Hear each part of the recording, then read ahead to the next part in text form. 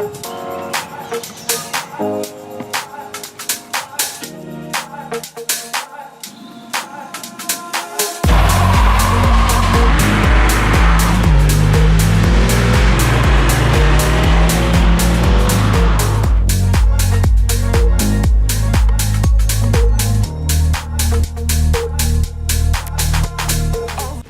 to episode 5 of the Budget Track Build. So since the last video, when we were doing a bit of work ourselves, we've taken it down to the Clio man in Littlehampton, and he's checked it out because we weren't Overly sure. too sure whether this car was everything that we thought it was. On the plus side, yes, it is good. He's given it a thumbs up, but there were a few things that needed sorting. So we've had the gearbox, well, the leak under the engine was checked out, and it turns out it was just a seal from the gearbox, which is apparently a common problem. So he's topped out with oil. It took 1.5 litres of oil though, so it was pretty low. So I think it's been leaking a while. Bit of fettling on the exhaust. We couldn't get it right. There was a bit of rattling, so he's taken a crowbar to it, which is the way to do it supposedly, and it's sorted it. Spot on. It's fixed it. New rear springs. In the last video you saw, one of the springs was very corroded and about to crack any minute. He's also bled the brakes for us, put some racing fluid in it. We found out we had braided hoses over the whole car, which was a nice bonus actually. Yeah. So one less thing we had to do. But what this all amounts to is the car is now pretty much ready to go. And we've done a lot of talking, we've done a bit of work, but we haven't actually really got the car out on the road yet. So no, let's have a look. Let's do a shakedown. Let's take it out on the road and see how we go.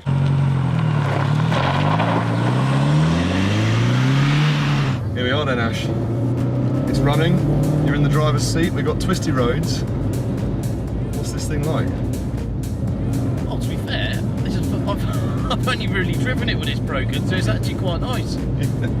No, it's a great little car, to be fair. The chassis is brilliant. I can see why these have got such a following, and I can see why people are they're sort of addictive, aren't they? It's a totally different car to the M3. I mean, don't get me wrong, it's not an M3 replacement by any means, but on a B road, I think I'd actually rather have this. I think it's great fun. On this sort of road, you can have a lot of fun with it, can't you?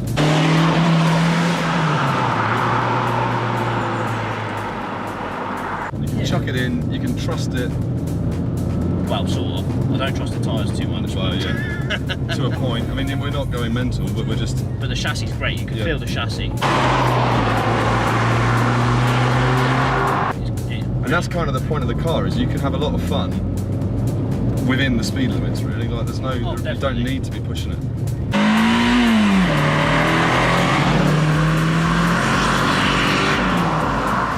No, I think it's a great car. I'm really happy. I think for the money, I think it's brilliant. I think it's actually underrated. So underrated, really. Great vehicle. Its build quality is pretty poor. That's not been a surprise. I thought it might have been better than expected, but it's not really. The amount of little issues we've had with it already. We've only had it a few weeks. But to be fair, I'm falling in love with it. It's a great little car. It really is. You can grab it by the scruff of the neck and just drive it hard, and it rewards you. Absolutely loves it. Just like that. And it's loud as well. Yeah. That thinner glass is worth having. Because of our crappy exhaust. Yeah. But like it rattles, there's a lot of rattles, isn't there? Every like week there's a new rattle and the old one's It's gone. classically French, is what it is. I mean, yeah. The only thing I don't like about driving it is the steering wheel. It's far too big. What are you playing at, Renault? Like, put a nice little steering wheel on it and it'd be perfect. It'd be really good. So we're gonna have to rectify that. That'll be coming, but that's a long way off yet. We've got other fish to fry before then. Yeah, let's get it on track and let's have some fun in it, proper fun in it, and go from there.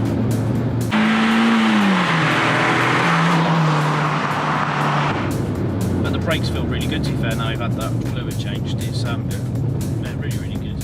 This car has no ABS, and Ash tested that out about 2 minutes into his first drive. Yeah, they locked up, and then they locked up again, and it was just smelling of burning rubber. Yeah, and it likes to learn wheel spinny as well. Yeah.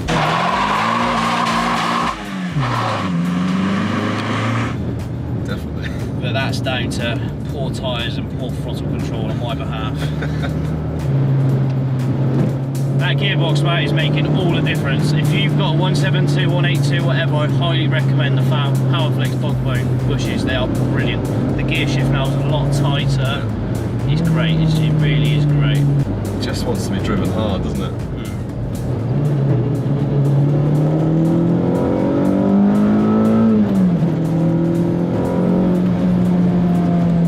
It feels quick, don't it? It does, Yeah. but like you look at the speedo and the speed you're carrying through corners, you think, oh no, that's actually really good. That's quicker than I thought I was going, because the car just feels at ease. It doesn't really feel like it's unsettled in any way at all.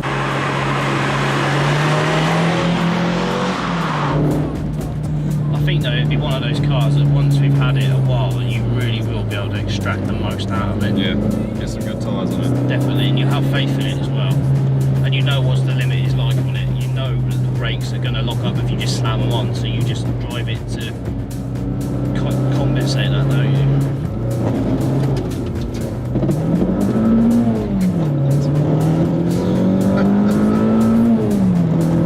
We were trying to clear up the rear Discs. brakes because they were covered in rust with the handbrake on, and I think they're on fire.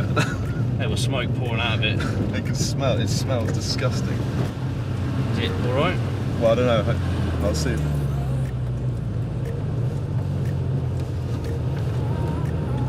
Oops. It smells like it's a bonfire in it. Weirdly, it was only that side doing it though, wasn't it? Both sides. It was both sides, was it? There was smoke coming from both sides, yeah. Well, they might be clean. Clean earth or something. Yeah, it stinks. Hopefully that. Oh, well, we'll soon find out. Shall I jump out and have a look?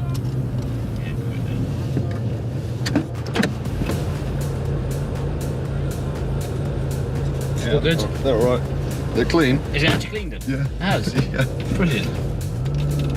I don't know if the wheel looks charred or not. I can't remember how clean. How clean did you get at the back? Pretty clean. Yeah, it's been on fire. Is it all black, is it? Yeah. It's like brown singes all around the wheel. I guess it's because it must have got really hot. Because I have been doing it for a while, haven't I? Yeah.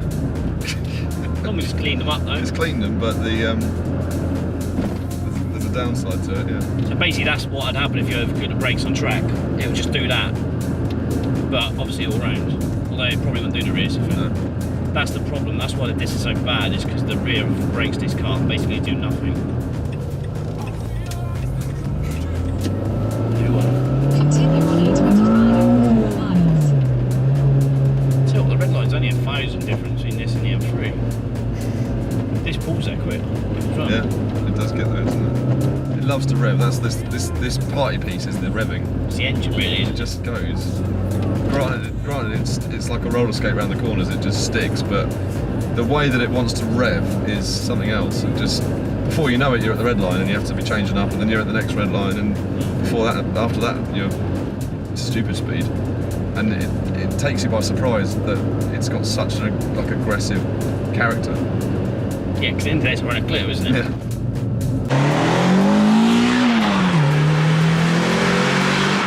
That is our car. We're pretty much ready to go, I think. I think so. I think let's get this track day booked up and then let's get it on track and see what happens, I'd say. Next video is basically going to be a track day checklist because we're days away from booking one. And then we've got to make sure we're ready. Helmets and all the other paraphernalia we're going to need for the track day. The car's pretty much there, but we'll just have to do a few checks beforehand. And then it's, track time.